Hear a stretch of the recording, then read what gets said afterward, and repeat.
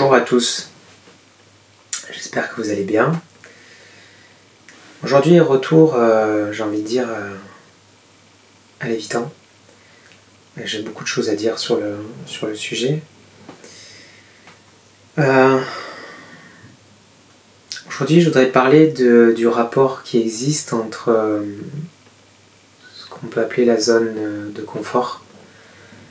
Et je le répéterai, on ne le répétera jamais assez, une zone de confort, ça n'est pas forcément quelque chose de positif dans le sens où le confort nous enferme dans des comportements. Et donc, il ne faut pas forcément lutter contre le confort, mais en tout cas, il faut trouver une forme d'aménagement pour pouvoir petit à petit être confortable même dans l'inconfort. Et d'autant plus pour les personnalités évitantes. Donc aujourd'hui, je vais parler de l'évitant et de la nouveauté. Parce que le fait d'avoir toutes ces peurs limite forcément le champ des possibles et le champ de vie qui peut s'exprimer. Le fait d'éviter la nouveauté, c'est pas quelque chose qui n'existe pas forcément que chez les évitants, dans le sens où se confronter à la zone de sécurité, la zone de confort, en sortir, ça demande du courage. C'est un conditionnement qui existe depuis toujours dans le conditionnement de l'ADN même, dans l'ADN même de l'être humain, parce que on avait besoin de délimiter une zone dans laquelle on puisse être sécure, dans laquelle on puisse vivre sans avoir la peur d'être attaqué par quelque chose, ou de se retrouver dans des difficultés, ou de se perdre, et d'être abandonné, et d'être, se retrouver sans son clan, des choses comme ça. Ce conditionnement animal, il est toujours présent chez nous, et il est d'autant plus présent pour les personnes qui ont été traumatisées. Parce que, comme vous le savez, la zone qui est atteinte, c'est l'amygdale, et donc il y a une forme de protection qui se met tout de suite en place au niveau cérébral pour déconnecter le cerveau du danger, et pour pouvoir permettre d'être dans une forme d'action, et l'action entre guillemets favorite, c'est la fuite.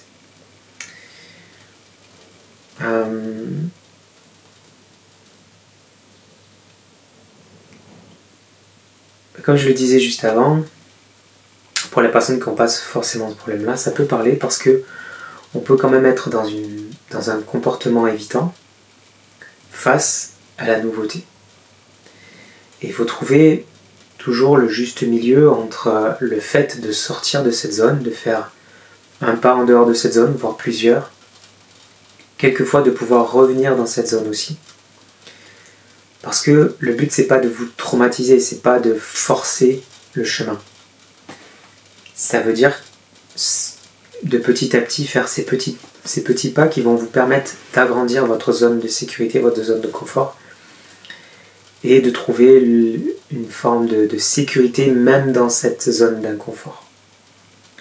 Alors, je dis une forme de sécurité parce que la sécurité absolue, c'est la mort. Et donc, c'est pas ce qu'on cherche.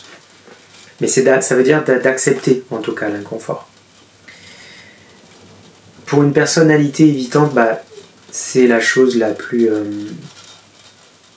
difficile, parce que c'est réellement sortir de cette zone de peur et aller vers cette nouveauté, qui peut être plein de choses. Ce qu'on sait, c'est que le besoin de sécurité chez les évitants, il est extrême.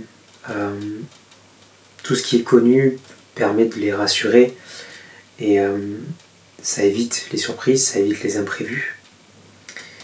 Il y a aussi tout ce qui est lié à la peur de l'échec, parce que si je connais, si je sais bah, je risque moins d'échouer que si je tente quelque chose que je ne connais pas. Il y a toute la sensibilité aux formes de rejet qu'on peut vivre, c'est-à-dire aller vers l'inconnu, c'est aussi être jugé par les autres. C'est le fait de prendre le risque de ne pas être compris, comme quand on fait des vidéos. C'est aussi le fait d'être rejeté, de ne pas se sentir accepté. Il y a aussi le conditionnement potentiel du passé qui fait que dans certaines éducations, on vous a appris que sortir du cadre, c'était pas utile, ou alors, pire, c'était dangereux. Et à ce moment-là, vous vous contentez de ce cadre-là que vous connaissez. Le problème, c'est que tout cela, ça a des conséquences qui sont assez, potentiellement assez graves sur une personne évitante. C'est que le champ de vie se réduit réellement, parce que les peurs enchaînent et entraînent de nouvelles peurs qui conditionnent de plus en plus pour vous refermer sur un noyau dur. Ce qui fait que le moment où on doit sortir de ce noyau, le moment où on doit pouvoir s'expandre, ou le moment où on doit aller vers la vie, ça devient un exercice très compliqué, ça devient un réel défi en fait. Le problème de tout cela, c'est toutes les répercussions que ça peut avoir sur la vie quotidienne. Ça veut dire que vous n'avez pas de potentiel de croissance. Vous êtes dans une forme de stagnation. Parce que plus vous évitez tout ce qui est nouveauté, plus votre vie devient routinière, devient prévisible. Et parfois même, à un moment donné, elle devient complètement ennuyeuse. Parce que quand vous maîtrisez quelque chose, ça devient ennuyeux. Ça a aussi le potentiel, malheureusement, de renforcer, comme je le disais juste avant, toutes les peurs. Ça veut dire que être dans une stratégie de fuite, d'évitement, ça renforce, ça vient nourrir la crainte. Et donc, plus on est dans cet évitement, plus la nouveauté semble être un risque potentiel. Et puis, ça isole forcément, au fur et à mesure, les expériences. C'est parfois aussi ne pas accepter de rencontrer de nouvelles personnes et donc de réellement, encore une fois, aller vers la vie et de vous enrichir des choses qui pourraient vous arriver et qui pourraient être positives. Tout ça, ça mène à un manque, on se referme et on ne peut pas s'épanouir en fait, parce que l'évolution, elle passe forcément par l'apprentissage et par la découverte de nouvelles expériences. Et l'évitement, ça vous coupe les ailes. Ça vous empêche d'agir concrètement. Ça aussi, le fait de rester dans cette pseudo-zone de confort, ça peut donner à une personnalité évitante l'impression d'avoir du contrôle. Et de contrôler réellement son environnement. Le fait est que dans la réalité, on ne contrôle jamais rien, enfin, on ne contrôle pas tout en tout cas, et que la vie, elle est faite de ces imprévus, et que le fait d'être dans l'évitement, on retarde en fait la possibilité de se confronter à l'inconnu et de se confronter aux difficultés aussi, qui vous permettent, là encore une fois, de grandir. Donc là, comme vous pouvez le percevoir, la vidéo ici, elle est quand même vraiment axée pour les personnes qui sont évitantes. J'espère qu'il y en a qui la regarderont. Parce que c'est essayer de commencer à vous ouvrir un petit peu à cette perspective. Je sais qu'en général, vous y avez accès, mais que vous refermez vite la porte parce que cette lucidité vous fait mal. Et là, ce que je vous demande, c'est d'essayer de vous y exposer doucement. D'accord ? Pourquoi est-ce que la nouveauté elle est importante, elle est même essentielle? La nouveauté, c'est vraiment votre potentiel de croissance. C'est ça qui va vous permettre de stimuler votre cerveau, qui va vous permettre réellement d'activer de nouveaux fonctionnements dans votre cerveau. La neuroplasticité, elle fonctionne grâce à la nouveauté. Et la nouveauté vous permet de changer en fait de fonctionnement. Et c'est possible. Ça demande du travail, ça demande du temps, ça demande de la bienveillance envers soi, mais c'est possible. Et ça vous permet aussi d'apprendre réellement de nouvelles choses et de développer votre créativité. La nouveauté, c'est aussi la possibilité de vous reconnecter à vous, de vous rencontrer. Parce que être dans des situations que vous ne connaissez pas vous permet de vous voir de façon différente. Ça permet de voir comment vous réagissez, ce qui vous plaît, ce qui ne vous plaît pas. Si vous n'êtes pas en contact avec ces zones-là, vous ne pouvez pas savoir. Et donc toutes ces zones-là de vous, vous ne la connaissez pas. Ça permet aussi de casser tous les schémas qui peuvent être répétitifs. Parce que quand on reste dans quelque chose qu'on maîtrise, quand on reste dans quelque chose qui est connu, on est vraiment le poisson dans le bocal, on tourne en rond. La nouveauté, ça permet de sortir de la boucle, d'agrandir, de trouver une nouvelle boucle, mais on trouve aussi de permettre d'accéder à des dimensions de nous auxquelles on n'a pas eu accès auparavant. Et il y a une énergie dans la nouveauté qu'on ne peut pas trouver ailleurs. Ça veut dire que lancer quelque chose que vous ne maîtrisez pas, avoir une nouvelle expérience, ça vous donne la sensation d'être quelqu'un de différent. L'excitation que vous pouvez ressentir vous permet d'être dans l'instant et de pouvoir accéder à l'énergie vitale en fait qui existe dans la vie. Comment on peut sortir du schéma et oser la nouveauté? Il faut, comme je le disais, apprendre tout cela avec des stratégies, mais de façon progressive, parce qu'on ne peut pas sortir de l'évitement en faisant un bond. Ça ne marche pas.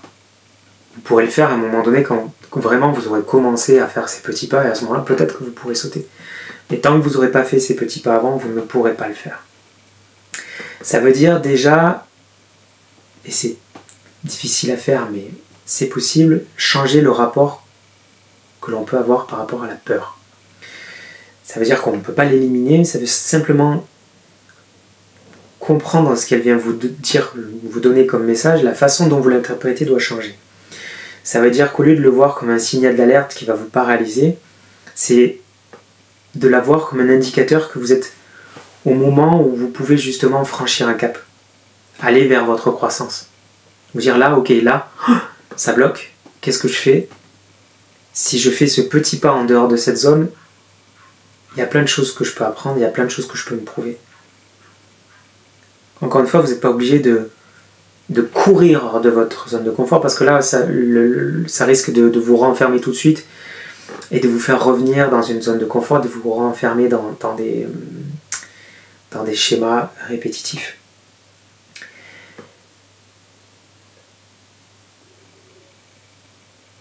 Il faut commencer donc de faire le changement en faisant des petits pas. Ça veut dire que vous ne pouvez pas changer tout du jour au lendemain. Ça veut dire que vous allez introduire de la nouveauté dans votre quotidien. Essayez de trouver justement les routines. Essayez de trouver les choses que vous faites tout le temps et de trouver une façon de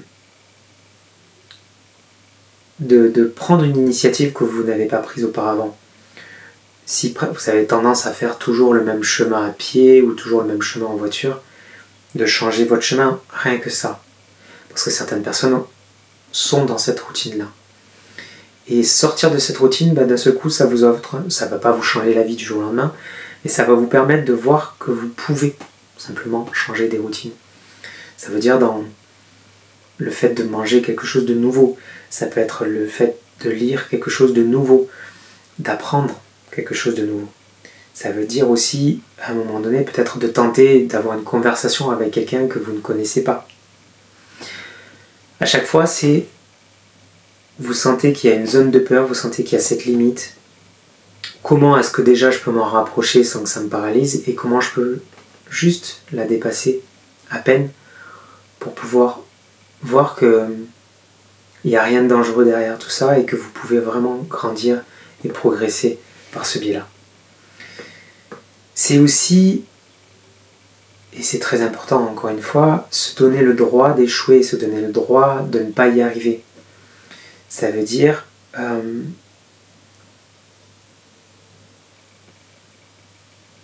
plutôt que de rester dans l'inconnu et d'en souffrir ad vitam aeternam, de se dire que ça va vous permettre de grandir. Et c'est vrai que souvent les personnes qui sont dans l'évitement ont peur de mal faire. Et encore une fois, vous devez accepter l'échec. Parce que plus vous l'acceptez, moins il devient effrayant et plus vous pouvez en tirer des leçons.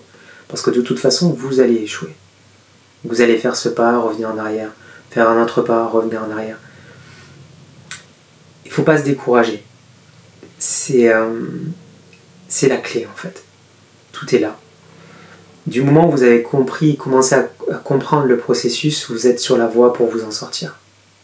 Mais il faut accepter les choses que je suis en train de dire déjà pour pouvoir vraiment avancer à un moment donné. Il y a aussi le fait de pouvoir changer tout ce qui est le dialogue intérieur. Ça veut dire toutes les petites phrases que vous pouvez vous dire qui vous empêchent de sortir de cette zone-là. Toutes les choses, tous les petits moments où vous dites « je ne suis pas capable de le faire, je ne suis pas en capacité de le faire », ou alors « c'est normal, à chaque fois ça se passe mal, je ne peux pas y arriver », ou alors « c'est quelque chose qui n'est vraiment pas pour moi, qui n'est pas adapté à moi, etc. » L'idée c'est de... Vous ne pouvez pas les enlever tout de suite, encore une fois, ces idées-là, mais c'est au lieu de se dire « je ne peux pas le faire, je ne vais pas le faire », c'est de se dire « ok, je vais essayer ». Et puis je vais voir. Je vais juste tenter. Je peux juste m'apercevoir aussi que je ne peux pas tout savoir d'avance. Je ne peux pas tout contrôler. Que l'apprentissage, il va se faire au fur et à mesure. Ça paraît des choses banales et des vérités toutes faites comme ça, mais quand on est dans ce processus-là, d'évitement, c'est réellement ce qu'on fait. Et c'est aussi valoriser l'expérience et de se dire « je mérite ». De vivre cette expérience. Je mérite de tenter. Et puis se rappeler que tout ce que vous connaissez, tout ce qui est dans votre zone de confort, les choses que vous pouvez maîtriser, c'est des choses qui ont été des choses que vous ne connaissiez pas à un moment donné. C'est-à-dire que si vous avez appris ces choses-là, quelles qu'elles soient, à un moment donné, c'était des choses qui ne vous étaient pas connues. C'était des choses qui faisaient partie de cette zone inconnue autour de vous, dans laquelle vous êtes allé d'une façon ou d'une autre. Tout ce qui fait partie de votre routine et de vos conditionnements, qui peut être quelque chose de négatif, à un moment donné, ça a été une nouveauté.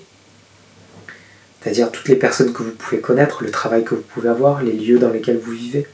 À un moment donné, tout ça, c'était quelque chose qui vous était étranger, et que vous avez réussi à appréhender, à comprendre, à domestiquer. Et donc, le fait de prendre conscience de cela, ça vous aide à relativiser d'une certaine façon la peur que vous pouvez avoir par rapport à l'inconnu. Donc là, ce que je vous propose à vous, et c'est énorme, mais c'est la clé, c'est quand vous êtes dans la peur, vous vous contractez. Vous revenez vers ce noyau, vous revenez dans le ventre maternel, vous revenez dans vos peurs. Et la vie, c'est sortir de ce noyau. C'est s'expandre. C'est sortir de cette contraction. C'est arrêter de vous contracter et de vous détendre et d'aller vers cette nouveauté, d'aller vers le changement, les changements possibles. De vous ouvrir en tout cas à ces changements.